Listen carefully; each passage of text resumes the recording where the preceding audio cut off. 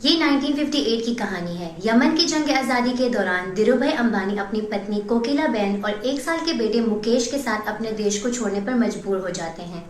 सिर्फ अपने ख्वाबों और कुछ जरूरी चीजों के साथ ये छोटा सा परिवार मुंबई इंडिया आता है और भुलेश्वर में एक छोटे से 2 कमरे के घर में रहता है। जिंदगी एक कठिन सफर है, ना कोई गाड़ी है और ना ही telephone. They are financially week.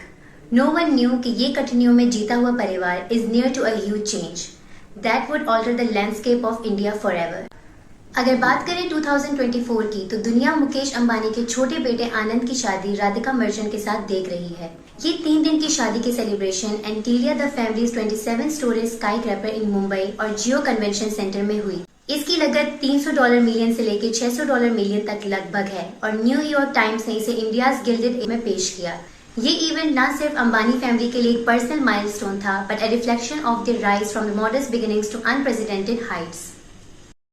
Mukesh Dhirubhai Ambani का 19 अप्रैल 1957 को अदन में जन्म हुआ, जो अब यमन का हिस्सा है। उनके पिता धीरूभाई अंबानी एक ट्रेडर थे और उनकी मां कोकिलाबेन एक मजबूत सहारा।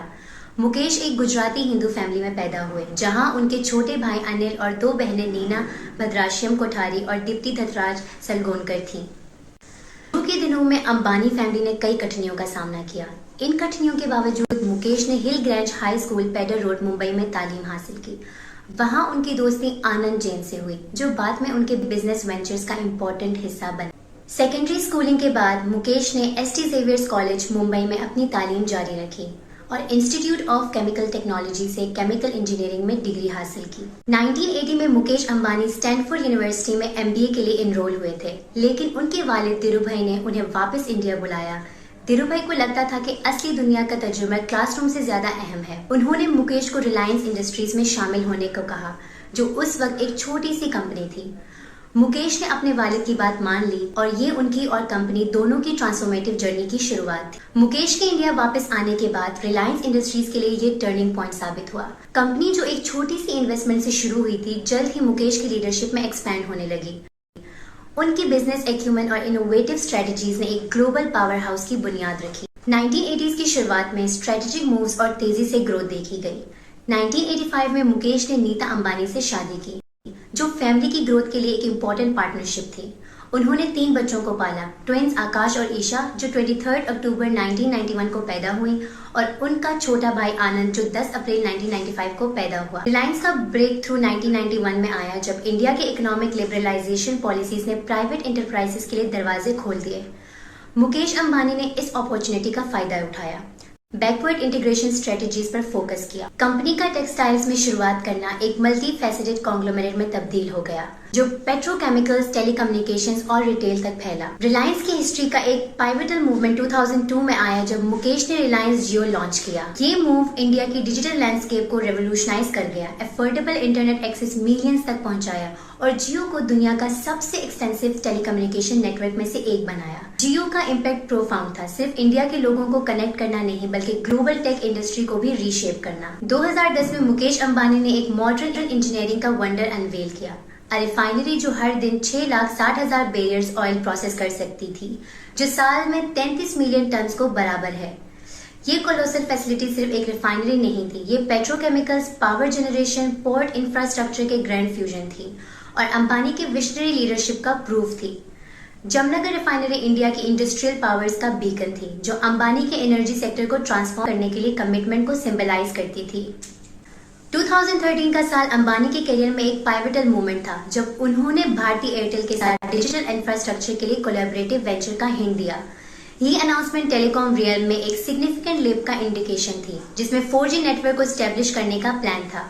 जून 2014 तक अंबानी ने बोल्ड डिक्लेरेशन किया कि वो रुपीस 1.8 ट्रिलियन का इन्वेस्टमेंट करेगा और 4G ब्रॉडबैंड सर्विस लॉन्च करेगा। ये एम्बिशियस प्लान रीशेप करने के लिए था, कटिंग एज टेक्नोलॉजी को मिलियंस तक पहुंचाने के लिए। मुकेश अंबानी की कामयाबी के बावजूद उनकी राह में काफी चैलेंजेस आए। फरवरी 2014 में उनके खिलाफ एक फर्स्ट इंफॉर्मेशन रिपोर्ट FIR दर्ज हुई, जो कह रही थी कि KG बेसिन ने नेचुरल गैस की प्राइसिंग में कुछ गलत फहमी थी। ये कानूनी चैलेंज उनकी हिम्मत को टेस्ट कर रहा था, लेकिन उनकी रेजिलेंस और ऑब्स्टिकल्स को ओवरकम करने की एबिलिटी ने उनकी मजबूती को और भी बढ़ा दिया। मुकेश अंबानी के इंजीनियरिंग और बिजनेस में कंट्रीब्यूशंस को नजरअंदाज नहीं किया गया। 2016 में उन्हें नेशनल एकेडमी ऑफ इंजीनियरिंग में इलेक्शन मिला, जो कि उनकी लीडरशिप और ऑयल रिफाइनरीज और पेट्रोकेमिकल इंडस्ट्रीज में सिग्निफिकेंट कंट्रीब्यूशन को रिकॉग्नाइज करता है। ये अचीवमेंट उनके इम्पैक्ट को इंडियन और ग्लोबल इंडस्ट्रियल लैंडस्केप पर साबित करता है। कॉर्पोरेट सक्सेस के अलावा मुकेश अंबानी की जेनरॉसिटी भी रिमार्केबल थी। 2015 में उन्हें चाइना हुरुन रिसर्च इंस्टीट्यूट के जरिए इंडिया के टॉप फिलांथ्रोपिस्ट के लिस्ट में 5वां रैंक दिया गया। उनका सोसाइटी को वापस देने का कमिटमेंट उनकी सक्सेस को दुनिया में पॉजिटिव इम्पैक्ट बनाने के लिए रिफ्लेक्ट करता है। 2016 तक मुकेश अंबानी फोर्ब्स की दुनिया का सबसे अमीर लोगों की लिस्ट में 36 पोजीशन पर आ गया। उनका स्टेटस इंडिया के रिचेस्ट पर्सन के तौर पर एक डिकेड से ज्यादा टाइम तक बना रहा। उनका इन्फ्लुएंस नेशनल बॉर्डर से बाहर भी गया और वो फोर्ब्स की लिस्ट में दुनिया के मोस्ट पावरफुल लोगों में एक ही इंडियन बिजनेसमैन बन गए। अक्टूबर 2020 तक उन्हें फोर्ब्स ने दुनिया के 6 रिचेस्ट पर्सन के तौर पर रैंक दिया। मुकेश की विजनरी अप्रोच यही नहीं रुकी। उन्होंने बड़े प्रोजेक्ट्स में इन्वेस्टमेंट कंटिन्यू किए, जिसमें एनिटिलिया एक 27 स्टोरी स्काई क्रैपर मुंबई भी शामिल है। इसकी वैल्यू $1 बिलियन से ज्यादा है और ये अंबानी फैमिली के इमेंस वेल्थ और सक्सेस का सिंबल है। इसमें लग्जरियस एमिनिटीज हैं जैसे कि 3 helipads, 160 car garage, private movie theatre, swimming pool और state of the art fitness centre. 2024 तक मुकेश अंबानी की नेटवर्थ $112.9 बिलियन USD तक पहुंच गई, जो उनकी पोजीशन को दुनिया के सबसे अमीर लोगों में से एक बनाती है। उनकी फैमिली का लाइफस्टाइल भी इक्वली ऑपुलेंट है। नीता अंबानी, जो अपने फिलांथ्रोपिक एफर्ट्स और इंडियन सोसाइटी में सिग्निफिकेंट कंट्रीब्यूशंस के लिए जानी जाती हैं, लग्जरी लाइफ एंजॉय करती हैं और फैमिली एनिटिलिया की ग्रैंड्योर में रहती है। आनंद अंबानी और राधिका मर्चेंट की रीसेंट वेडिंग ने भी उसकी वेल्थ और स्टेटस को हाई, जिसमें एक्स्ट्रा वेजेंस ने एडमायरेशन और क्रिटिसिज्म दोनों को अट्रैक्ट किया, खास तौर पर इंडिया में वेल्थ इनइक्वालिटी के डिस्कशंस के दौरान। मुकेश अंबानी की कहानी विजन, परसिवरेंस और एम्बिशन की ट्रांसफॉर्मेटिव पावर का रिमार्केबल टेस्टामेंट है। 2 रूम अपार्टमेंट से लेकर ग्लोबल बिजनेस एम्पायर तक का सफर मुकेश की जर्नी ये दिखाती है कि डिटर्मिनेशन और स्ट्रेटेजिक फोरसाइट कैसे डेस्टिनीज को रीडिफाइन कर सकती है और लेगेसीज क्रिएट कर सकती है जो जनरेशंस तक चलती हैं।